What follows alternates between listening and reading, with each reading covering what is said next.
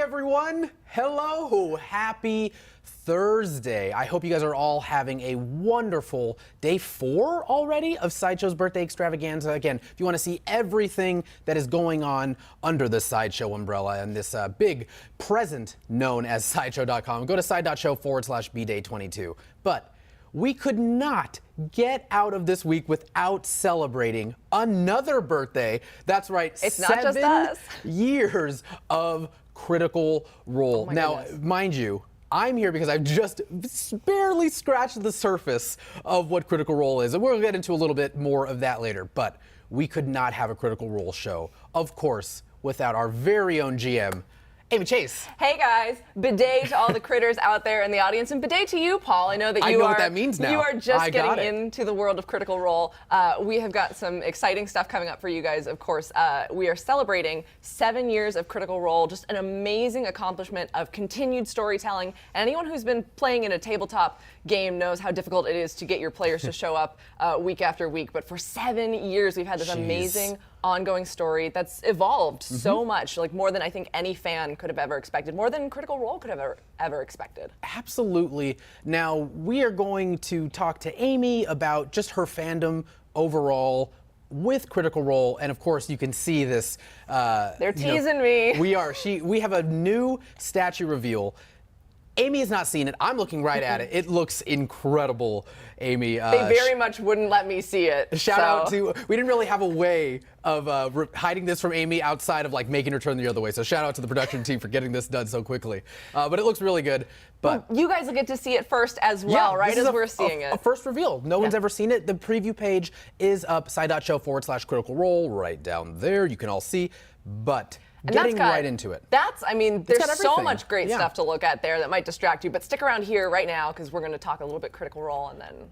So, Amy, right up top, I know we've asked you this a couple of times, but we probably do have a few people here who are relatively new to Critical Role, maybe like myself, or they just know it through fandom osmosis like I do with you.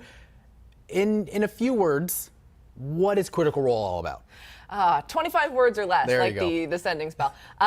It began as a tabletop game between friends who happen to all also be very famous voice actors, and it has evolved into this incredible storytelling franchise.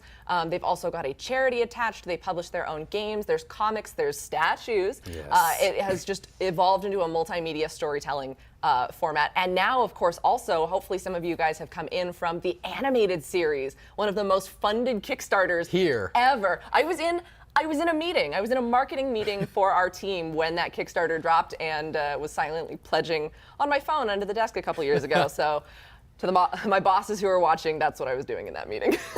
I don't think that was a surprise. You weren't hiding it very well. No, I think everybody knew. So, Amy, you'd mentioned that there are so many different mediums and ways that people can consume Critical Role. Again, animated formats now on Amazon Prime Video. That's where I've just recently jumped in, and that's specifically just Vox Machina and that campaign. There's a couple. Again, Amy's going to get into it in a little bit, but again, you can read about it on like either our blogs or maybe on their website. How do you personally consume Critical Role? So, you know, it's one of those things where a lot of people find it very intimidating, and there's a lot of podcast content, but I was happy to and lucky to jump on both at the start of the Mighty Nein campaign and then this most recent one, which just got its name, They Are the Bells Hells, for campaign 3, and that is every Thursday night on their Twitch channel, so I tune in every Thursday. I've also checked out some of the comics. I'm waiting for some of the Mighty Nein Origins comics to come out. I'm very excited about those.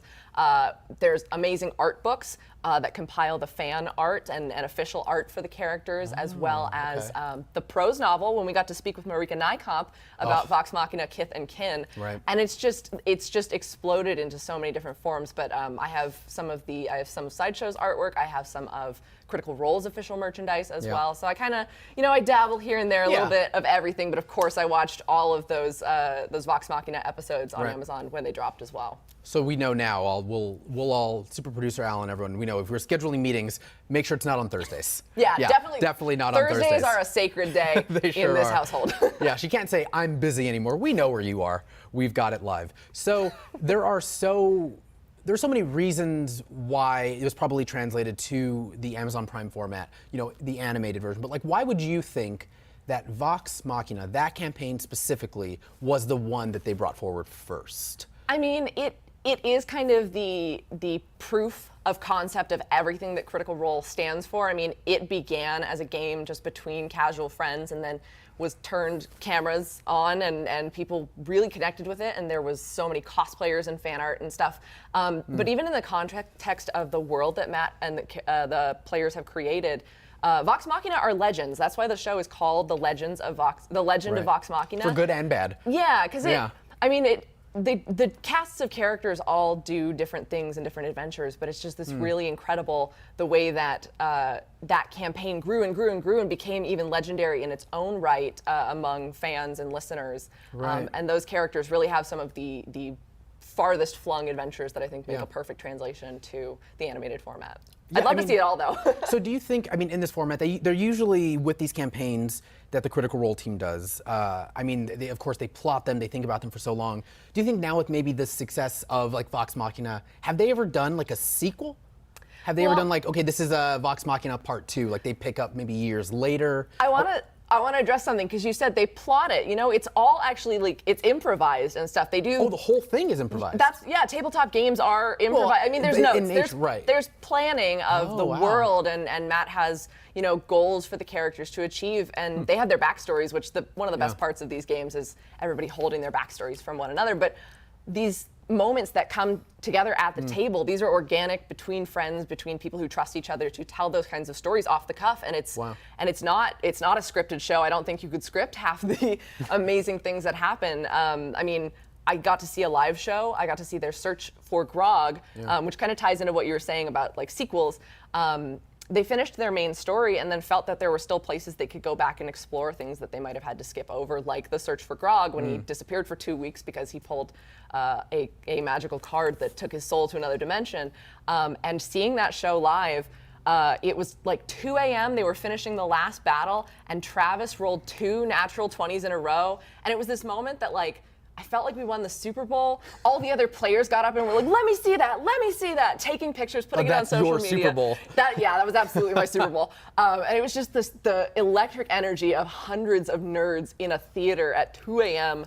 watching people roll dice. And then the dice, because that's the thing, is the dice are the great decider. They are they're impartial. Their theme song says, put your fate in your hands, take a chance, roll the dice, because you could have the best idea ever, but if you get a low roll, you're just going to have to work with it, buddy. Yeah, and I love how that element of tabletop gaming is sort of, even in, again, my only exposure currently is the animated show, so it's brought through in that. Like, there's a whole gag, right? I had asked you because they couldn't open doors. Yeah. And that's brought over from the actual original campaign, right? Yeah, when they just had a series of recurring jokes that they couldn't open doors, or the Mighty Nine had some trouble with a chair, and it's like there's furniture and those running themes, but those just kind of come up as they play. And in terms of, again, you mentioned, like, do they do sequel or other type of content? They've done origin stories that we haven't gotten to see before, or things that happened off camera that they wanted to bring together to the fans. And we've got the amazing prequel novel, Kith and Kin. So there's always room to explore even beyond what they see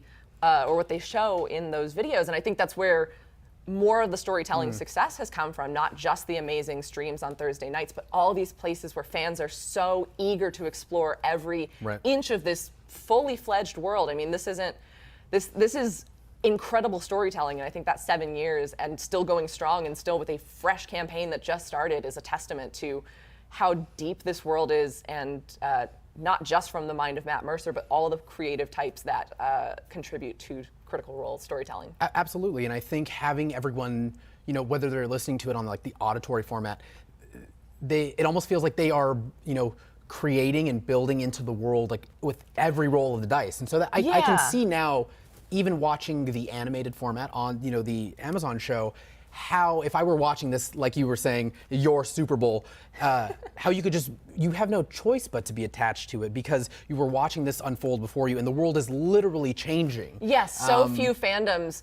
You go to the theater and to do that. Yeah, you see the latest movie, or you read the next comic book release, but, like, that this is a story that is literally happening with you watching every moment of it. And when things go wrong, you watch them have to react to that in real time. And it's so brilliant and it's funny. And then also just recognizing the voice actors from some of their most famous roles. I mean, I always get drawn to Ashley Johnson's characters because she's so funny. Like she's Tara, right? Yeah, and she was Tara in Teen Titans, which was the first animated character I ever had a serious grudge against because she broke up my favorite couple. But like coming to that and seeing the new types of characters and voices she gets to create for herself, it's just so much fun. And you get that sevenfold with all of the performers at the table. It's just amazing. Absolutely. And sevenfold, 7 years, perfect segue, Chase. You're a professional. Do I get to see the statue now? Yes. So you did say how, in that campaign that there was the search for Grog. Well, we found him. Did we? He's right here. I want to see. He looks so good. Now, Amy, in this particular statue, like, what are you? I mean, you've got a very specific perception of Grog. Yeah. So, like, I mean, I know you can't see it yet. I'm looking right at him, and he looks really good. I genuinely like. There is just this cardboard here, and I just ready to rip it down. Yeah, this is what a production budget does for you. You get this. It's perfectly. It's got a great height here. So, what do you want to see in Grog here? Okay, well. Obviously, and I mean, you've already got this from the sense that you've watched before. Grog is a big guy. Mm-hmm. He feels big emotions, and one of those emotions is, of course, his rage. Yeah. As a tank, you're kind of supposed to be in the front line and taking all the damage, and that's one of my favorite roles. Shout out to the spellcasters who can micromanage their spell slots and all of the effects, and there's like math involved with like the angles of what you can hit, but like I like getting in there with big weapons, lots of damage. You and gotta just love a bruiser. Yeah, Like, they're so much fun. You don't have to think about anything except kill, kill, kill. And that's, I know that sounds a little weird, but that's like one of my favorite parts. But like he would do anything for his friends, and so I want to see, because we have Vex and Vax as well as statues, and like seeing if you put them in a display together, like is Grog gonna be on the front lines taking all the hits for them? Right. So that's what I want to see. Now that we have a brief insight into Amy's mindset, kill, kill, kill, let's avoid that happening on camera. So Amy, whenever you're ready. Okay. I know you want to see it. You can just toss it behind you. Very carefully. Oh, wow. He's a big boy. Oh, my goodness. So good. Oh, wow. So I have questions. Oh, my gosh. How many arrows are in him? Okay, you've got 3 back here. We've got 2 on the knee, 2 up front. Oh, Amy, there's 7 arrows. Oh, 1 per year. I don't know how I feel about that. And 1 for each team member. Each team member. So I'll let you turn this around very carefully. Now again, this is a prototype. The new prototype of Grog from our Vox Machina line with Critical Role. Again, you can see a lot of these. Go to side.show/critical roles right there on your screen. And it'll show you not only the preview page for Grog, but all of the statues that are available for pre-order and all of the other various Critical Role things that we have available. Look. Oh, wow. Wait, look at the tattoo on his back. Yeah, he looks so good. I don't know if you guys can see it, but like the whole bear face there. There are a lot. So I have questions about certain things, and again, that you guys can see once it's actually fully revealed to you. But there are various things here on him that I have questions about. Like his gauntlets it looks like enchantments on them. Yeah. And you can see it very briefly. You guys can see the orange there. So those are like if you think back to the Vex statue, she's got that beautiful bow, and that's called Fenthras. That's one of these things called the Vestiges of Divergence, which are these incredible relics that Matt created that the characters went and searched for. And so he's got the Titan Stone knuckles, which are imbued with giant power, and like they are really good for just smashing things together. He can smash the knuckles together, and he can cast some spells with it. Very minimal spell casting because he is a bruiser. But just super strong. They allowed him to be even stronger than he is already, which is a terrifying thought. That belt up front, he's got the belt of Dwarven kind, which is like, again, the belt is very, very detailed. That space is very specific. Yeah, I was thinking, defense and... Yeah, I was wondering if maybe we can zoom in just a bit on maybe the belt that Amy was talking about there. He looks so good. Yeah, and like those, I love the open wounds and stuff, because that he can take it. He's gonna be fine. And he's got the beard. This is like a later in the campaign. Right. Grog, who's been through a lot of Which stuff with his you were teammates. mentioning, because our Vex and Vax are also later on in those campaigns, as well as Grog. Is that on? So he's got that bear tattoo. Is that the Trinket? Trinket? Thank you. I don't remember. I don't think it is. I just think it's general tattooage, but someone can correct me. I'm Just general badassery. I'm just general. overwhelmed with this piece. Just showing. And this is huge. Like, Yeah, this he's a is- big piece. He's a big guy, because I'm thinking Yeah. of even the Mighty Nine characters we have. Right. Like I believe that Grog is the tallest of all the characters from Critical Role across the campaigns. Because in his race, he's like half giant, right? Yeah, Red. he's a big guy. This is so cool. I love the way that those knuckles have the kind of like orange details on them. Yeah, he's got like dusters on them as well. Yeah. Again, go to side.show/critical role. Right now, he's up for preview, but this is the first time Yeah, this is our exclusive reveal. yeah, you're not going to get Grog. to see him like this unless it's on the website, but here's your Grog exclusive reveal, Strongjaw. everyone. Yeah, you may know him as Grog Strongjaw. You may know him as the Grand Poobah de Doink of all this and that. And if you're getting the name wrong, it's Grog Strongjaw. That's an inside joke with some of the cast. But he's just such an amazing character. And like this, I love that this could be both a huge epic battle or just like the end of a bar fight. Or he's like burping or yawning. Anything, all very of it is much possible within character with of him. Grog. Yeah, and then he's got that stone base with the Vox Machina monogram Right. on it that is also seen with his teammates. It's that nice hexagonal base. I'm just thinking of how these will beautifully slot together with the Yeah. other characters, and you've got a great collection. And again, at side.show/critical role, you can see that collection. We've got the Vex statue, the Vax statue. We've also got pieces from the Mighty Nine. That is so cool. Well, what better way to celebrate 7 years? Happy birthday to Critical Role. Seriously, Guys, thank you for all of the storytelling and all that's left to come. And I mean, I'm so excited for tonight's stream. They've got their 7th anniversary stream tonight, which is also debuting in select Cinemark theaters. I'm going to be cozy. That's so cool. I'm going to be cozy at home watching the episode, but it's on their Twitch channel at twitch.tv/critical role. Yeah. And then on our website, speaking of other campaigns, we've got at side.show/CR7years, the number 7 and then the word years. We're having a giveaway. We're having a giveaway to commemorate the 7 years occasion. We've got a Mighty Nine prize pack with the This Is How We Roll fine art print by Ian McDonald, as So well cool. as the Ford and Bo statues, also known as the Bros. And then you guys can see all of our Critical Role collection Yep. as well on our website. But yeah, Grog is up for preview. You can RSVP to be notified when he launches, and you can bring home more of the legends of Vox Machina to your collection. he looks so good. Well, He does.